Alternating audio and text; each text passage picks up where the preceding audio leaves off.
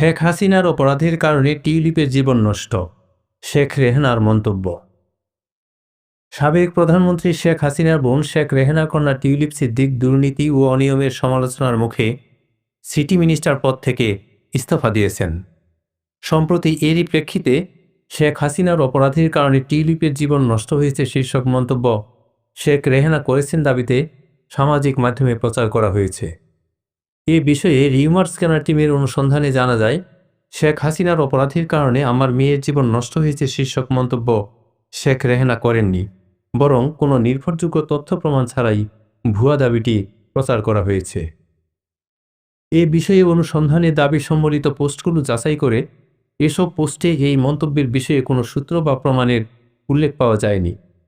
পরবর্তীতে শেখ রেহানা এমন কোনো মন্তব্য করেছেন কিনা তা জানতে প্রাসঙ্গিক কিওয়ার্ড সার্চ করে গণমাধ্যম বা নির্ভরযোগ্য সূত্রে কোনো তথ্য খুঁজে পাওয়া যায়নি।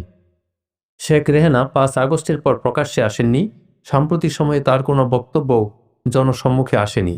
এমনকি মেয়ে টিউলিপকে নিয়ে সাম্প্রতিক আলোচনা এবং মন্ত্রিত্ব পদ থেকে পদত্যাগ পরবর্তী সময়েও এ বিষয়ে তার কোনো মন্তব্য পাওয়া যায়নি।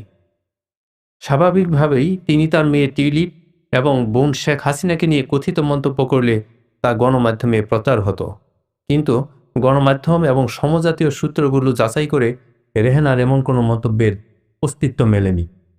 সুতরাং শেখ হাসিনার অপরাধের কারণে আমার মেয়ের জীবন নষ্ট হয়েছে শীর্ষক মন্তব্য শেখ রেহানা করেছেন দাবিতে সামাজিক মাধ্যমে প্রচারিত তথ্যটি মিথ্যা এবং বিভ্রান্তিকর।